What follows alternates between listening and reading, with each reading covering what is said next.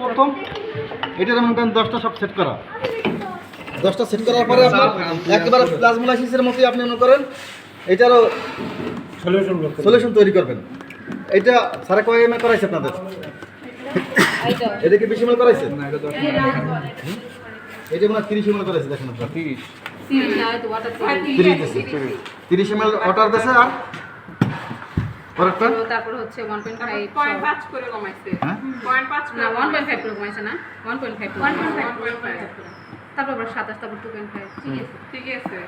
প্রথম দেশে 30 ML water, তারপর 28.5 এমএল, তারপর আছে 27, তারপর 1.5 কমাইছে, তার মানে 0.5 এমএল প্রতি এমএল নাকি 1.5 এরকম মনে করেন সব তৈরি করবেন।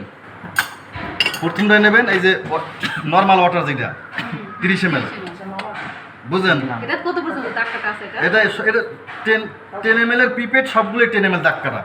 তিনবার করে নিব, হ্যাঁ মানে এখান থেকে একদম এত তো 10 এই পর্যন্ত। হ্যাঁ প্রথমটা নেবেন 3 বার 30 এমএল, পরেরটা নেবেন কয়বার? 1.5 কম, 2 বার আর আরেকবার 1.5 কম। প্রথম দিলেন 10, পরে দিলেন 10 20, তারপর দেবেন 5.5 অনলাইন খাতা 1.5 কম 28.5 28.5। তাই আপনার এই হচ্ছে 28, এই যে এখানে আর এই যে একটা এর ভিতরে 10টা দাগ, 10টা দাগের ভিতরে একটু একটু হালকা বড়, তার মানে এই 5 একবার আপনার ওই যে এই দাগের মতো, ওই যে কি কয় এটারে স্কেল দাগ আছে না, এরকম দাগ একটা সহজ ভাবে এই যে মাঝখানে যে দাগটা না, এই 28.5 এই দিলেন দ্বিতীয়টায়। তৃতীয়টা দেবেন 10 10 20 7 পর্যন্ত নাকি 20, তারপর দেবেন যাইয়া 7। 27 নাকি। হ্যাঁ হ্যাঁ, আচ্ছা এটা বুঝছি। 1 2 3 4 5 6 7 এই যে এই পর্যন্ত দেবেন, সবাই বুঝছে। 3টা কমপ্লিট নাকি। এরকম সবগুলো প্রথম অর্ডার দিয়ে যাবেন, মানে বুঝছেন? প্রথম সবগুলো অর্ডার দিয়ে যাবেন। অর্ডার দিয়ে যাওয়ার পরে আপনার টোটাল বানাইতে হবে 30 এমএল এর, তাহলে কিন্তু প্রথমটা শুধু 30 এমএল আছে, আর বাকি কিন্তু একটা 30 এমএল হয় নাই, তাই বাকি সবগুলো কিন্তু 30 এমএল পূর্ণ করতে হবে। সেক্ষেত্রে আপনার করতে হবে কি, এই যে স্টক সলিউশন নিতে হইবে। মানে বিষয়টা বুঝছেন যে আপনার 30টা পূরণ করতে বাকি যতটুকু আছে ততটুকু স্টক সলিউশন দিয়ে পূরণ করতে হবে। এক্ষেত্রে আপনার প্রথম করবেন কি, ওই ছোটো কাগজে লিখে নেবেন, প্রত্যেকটা লিখে নাহলে কিন্তু মানে কতটুকু বাকি আছে, যেমন এই যে খাতায় লেখা আছে না, প্রথমটা লিখে নেবেন 30, পরটা লিখবেন যে 28 পয়েন্ট, হ্যাঁ বা এখানে লিখেন 28.5, তারপর লিখবেন 27, তারপর এরকম সবগুলো লিখে নেবেন। লিখে নিয়ে তারপরে দেবেন স্টক সলিউশন। স্টক সলিউশন এটা দেবেন কতটুকু? 28.5 প্রথমটা 0, তারপর 1.5, তারপর 1.5 এই এক এই দেড়। যদি তাড়াতাড়ি করতে চান যারা একটু এক্সপার্ট তারা এইটা দিয়েই নিয়েন, মানে বুঝলেন বিষয়টা? যদি আপনি এইটা দিয়ে নিতে চান তাহলে কিন্তু অনেক সময় লাগবে, অনেক সময় লাগবে। হ্যাঁ এইটা 10 ml পিপিট আছে, আপনি প্রথম 1. এই যে প্রত্যেকটা দাগ এক যে এই 1 আর 5 হয়েছে এই 1.5, এই পরটা নেবেন 3.3 1 2 3, তো পরটা কত লেখা দেখেন 4.5 1 2 3 4 4.5, এই যে পরটা কত 6, স্যার 1 2 3 4 5 6 এই পর্যন্ত নেবেন। এরকম সবগুলো নিয়ে 30 সবগুলো পূরণ করবেন, সবগুলো 30 পূরণ করবেন। স্টক সলিউশন তৈরি হয়েছে তো? এটা তো পারবেন তৈরি করতে স্টক সলিউশন, সবাই বুঝছেন তো? এটা এবার আলুটা কই, আলু আপনাদের কাটতে হবে না, আমি আলু কাটিয়ে দিয়ে যাবো না আপনাদের, বুঝলেন? আলু আপনাদের তখন যেগুলো লাগবে আলু কাটিয়ে দিয়ে যাবে। এই আলুটারে এরকম ছোটো ছোটো করবেন, এরকম ছোটো ছোটো করে কাটবেন।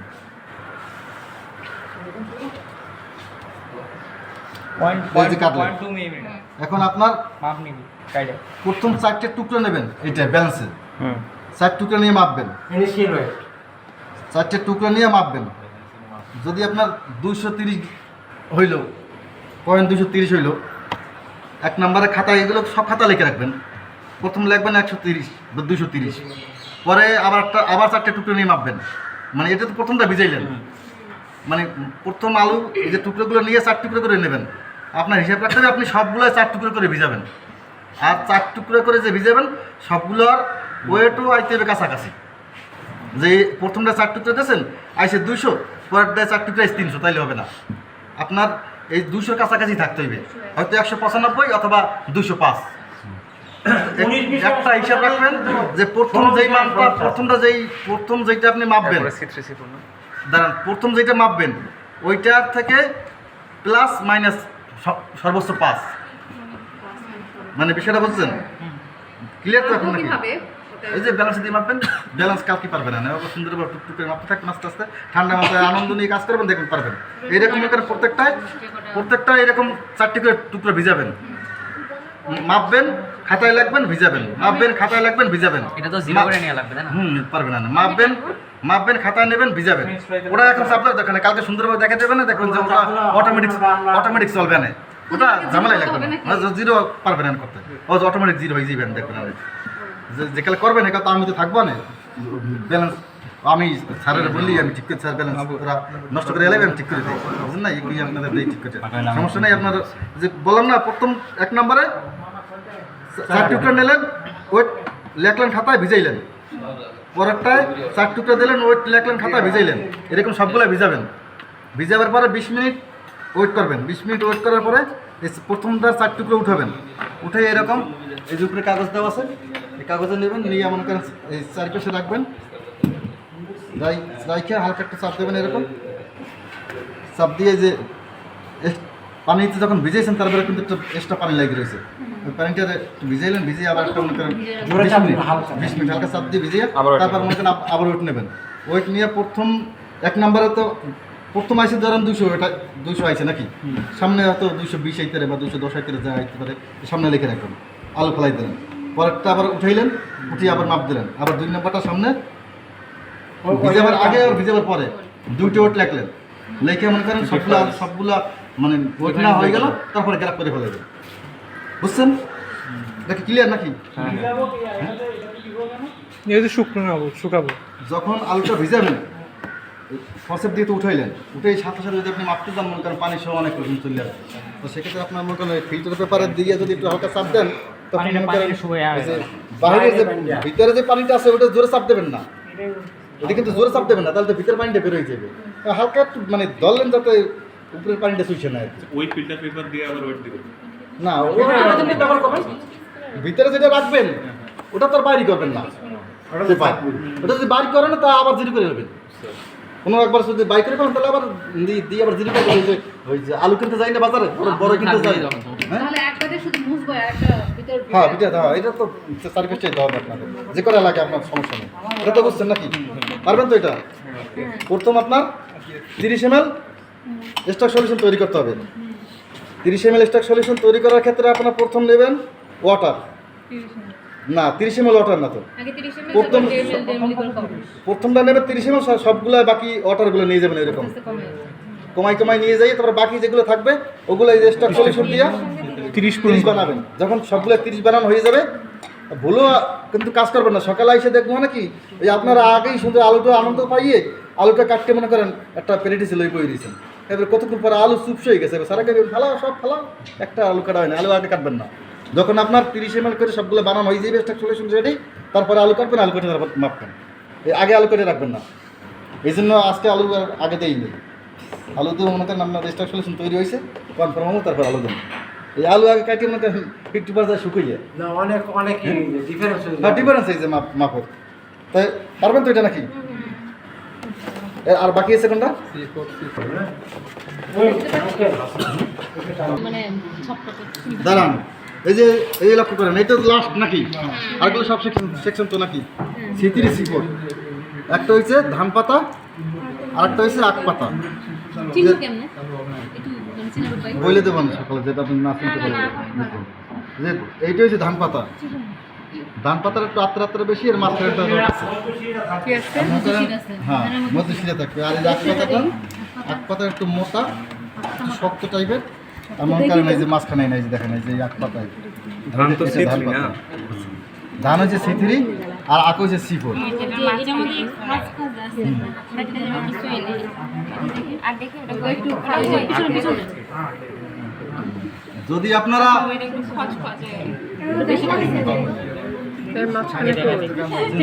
এইটা হচ্ছে আপনার বলেন তো কি এটা এক কথা বলে দিবি এটা ছোট কাছে না এটা ছোট আরে ভাই বলে দিবে না এখন একটা আপনাদের বলি আমি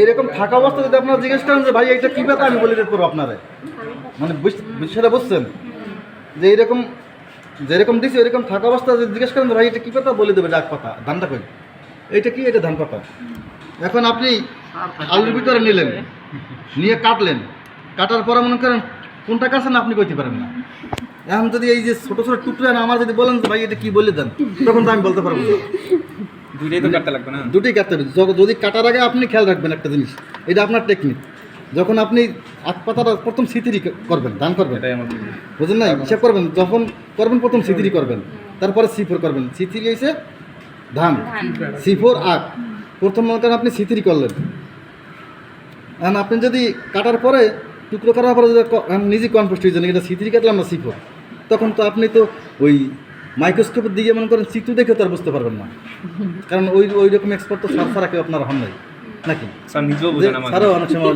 সেক্ষেত্রে সারও অনেক সময় হয় নাই তো সেক্ষেত্রে আপনার আগে হিসেব রাখতে হবে যে আমি ধান পাতা নিছি যেটাই চিত্তে যেটাই আসুক ওইটাই সিথিরি ভাই আলাদা আলাদা কাটবো মানে হ্যাঁ? প্রথমে একটা কেটে দেখবো হ্যাঁ তারপর একটা কেটে দেখবো হ্যাঁ কিন্তু সিলার যদি ভিনিমনে নেন তাও রাখবেন যে আমি সিথিরি কাটছি সিথিরি এই পাশে রাখলাম C4 কাটলাম C4 মানে ওইটা নিজের টেকনিক কারণ স্যার তো জিজ্ঞেস করবে যে তুমি কী পাইছো কারণ আপনি C3 দেখাই যে যখন C4 পাইছি তাহলে তো মনে করেন স্যারে কবি না আপনি তো ভুল দেখাইছো তা আপনার কারণ C3 কাটার পরে যেটাই দেখাবেন স্যারে ওই C3 ওইটাই কিন্তু তার মানে ধান কাটছেন আপনি প্রথম ধান আপনার এটা কাটা তো জানেন ভাই একটা টেকনিক ভাই মানে প্রথমে আপনার থেকে জেনে নিলাম নিয়ে মানে শুধু একটাই কাটলাম একটা ফালাই দিলাম একটা কাটাই এটাই না দুটোই দেখাতে হবে স্যার দুটো দেখাতে হবে যে এটা কেন দেখাতে হবে হলো দুটোই কেন হইলো না বুঝছেন দুটোই দেখাতে হবে C3 দেখাবেন স্যার C4 দেখাবেন যে আপনার C3 ওই কি আপনার কাটি দেখাতে হবে একটু দেখো না একটু বিলেট কই ছুরি দিয়ে না ছুরি দিয়ে হবে না। ধারালো বিলেট নিয়ে আসবেন আপনারা ধারালো বিলেট নিয়ে আসবেন বিজলি পাওয়া না যায় না ওই যে ওই সার্জিক্যাল বিলেট যেটা হ্যাঁ ওই যে জোরু সাইকেল বসলো বিগ সার্জিক্যাল বিলেট দেখে করবেন না যে আপনারা এরকম আলু কাটবেন একবার ইউজ করছিলাম আলুর ভিতরে মনে করেন প্রথমে এটা দিবেন এই যে স্যাম্পল দেবেন এরকম আলু কাটার পর স্যাম্পল দেওয়ার পরে স্যাম্পলটা মনে করেন এই যে আলু দিছি এক মাপের স্যাম্পল দিছি এক মাপের দুইটা তো এক মাপের হয় না হয়েছে তা আপনার কাজ করতে হবে কি আগে কনফার্ম হইতে হবে যে আমি C3 ঢুকেছি অথবা C4 ধান ঢুকেছি অথবা আখ ঢুকেছি আমি এখন আখেরটা করতেছি আপনার এর মাথায় রাখতে হবে আখেরটা করতেছি রেজাল্ট যাই আসুক না আসুক ওইটা আখ আসবে মানে C4 আসবে নাকি স্যার যদি বলে কেন C4 এটা সেটা আপনারা দেখাই দেয় সেটা তো আর বলতে পারবো না। আমি তো স্যারে যেরকম দেখাইছি এই জন্য ওই শিখে আপনাদের শিখাইতেছি এখন আপনারা এটা মনে করেন এটাই পারি না এই কাটতেই পারি না না এটা কাটতে আপনার কাটা আপনাদের শিখতে হবে বুঝলেন এটা কাটা ইজি রে আলু মোটা কাটলো পাতা চিকনি কাটে এরকম মনে করেন পাতা এরকম আস্তে আস্তে মনে করেন কাটতে থাকুন কাটতে থাকুন এরকম মনে করে কাটাতে পারে তারপরে এই যে ভিজাবেন এর ভিতরে দেখবেন যে কোনো একটা ছোটো বাইরে এসে দেখেন গ্যাসাং করে অনেকবার একবার কাটবেন দেখবেন যে একটা মনে করেন যে কোনো একটা ছোটো বাইরে দিবে কিন্তু লক্ষ্য রাখবেন যেন হাতে না পড়ে আবার এটা পারা যায় মানে যে কোনো একটা কাটা কাটা যায়। যায় যে কোনো একটা পাতলা বাইরেছে ওইটা সিলেক্ট করে সারা দেখাইবেন এটা সিলেক্ট করার ক্ষেত্রে ওই ইঞ্চি কোনোটা বেশি কোনো কিছু দেবেন না যদি হালকা একটু মনে করেন দেবেন ওই যে গ্লিসারিন হালকা একটু আপনার স্যালাডে লাগাবেন বেশি না হালকা একটু লাগাবেন তারপরে মনে করেন স্যার দেখাইবেন আচ্ছা দুইটাই বানাবো তাহলে স্যারকে কোনটা দেখাবো দুটোই তো দেখাইবেন দেখাবি আর তো দুটোই দেখাইতে হবে। ও যদি দেখি check আপনি করে বলবি স্যার এটা আপনার কি সুবিধা মতো দেখাবেন যদি আপনি একটা স্লাইডের এক পাশে C3 এক পাশে C4 যদি ওইভাবে দেখেন স্যার ওইভাবে সবচেয়ে বেশি খুশি হবে বুঝলেন আর যদি সেভাবে না পারেন তাহলে দুইটা স্লাইডে একটা C3 একটা C4 আলাদা আলাদা স্যারকে দেখাবেন হ্যাঁ স্যার দেখাবার পরে স্যার এমন করেন ওই যে খাতা মার্কিং করে দিয়ে আল্লাহ দেবেন মেমোরিটা ওই যে এ অথবা এপিএলএস অথবা বি লিখে দেবে বাস আপনার কাজ হয়ে যাবে এইটা যে কাটবো কাটার সময় মাইক্রোস্কোপে নিয়ে দেখবো না হ্যাঁ কোন স্যারে কি দেখাবো দিনে মানে বান্ডেল শীট বান্ডেল শীট এটা বলতে পারবো না। CG4 কে আগে বলে দিতে মাঝখান দিয়ে নিয়ে দিবেন না আপনারা বলবেন এমনি তো বলে আমি জি বলে দিবেন C4 এর কোমল ফিল্ড আপনার স্পষ্ট দেখা যাবে। তখনই বুঝবা আর এই C3 থেকে তো আপনাদের মানে ভিতরে কত পড়া বুঝুন নাই, পড়ার ভিতরে তো আছে। C3 এর ভিতরে আপনার উঁচু থাকবে না, কিন্তু C4 এর ভিতরে উঁচু থাকবে না, মানে স্পষ্ট দেখা যাবে। এই সাকিব তোমার কাছে ছবি ছিল না এই ওর কাছে ছবি বুঝছেন এটা কি? হ্যাঁ ওরে আমরা এটা তো প্রাথমিক ধারণা, ধানেরটা হচ্ছে C3, চিকন হ্যাঁ না ধানেরটা হচ্ছে C3 আর আখেরটা হচ্ছে C4। সেটা তো বুঝি ওরে বুঝলি কি বলে কোনটা দানা কোনটা আখ সেটা জিজ্ঞেস করছি এই যে ধান এই আর আখের মোটা হ্যাঁ আখেরটা মোটা, আর এই যে ধানেরটার মাঝখানে একটা শিরা থাকবে, আর এই যে আগেরটার মাঝখানে কোনো শিরা থাকবে না, বুঝলেন না? আর আখের ধান এই যে ধান এটা মানে আবার ওই ধানেরটা হচ্ছে মনে করেন একটু নরম, আর আগেরটা মনে করেন শক্ত। দেখুন তো একটা আর এই যে আছে, দেখেন ওই একটা টান টান চেপতে পারবেন না, টান টান হ্যাঁ অত করে টান দেবেন তাহলে তো মনে করেন নিচে ভাঙে আরেকটা যাচ্ছে। পাতা একটু ধান দেখান তো দেখি একটু ধান ছাড় ছাড় দে আখের আরেকটা পাতা একটু দেখান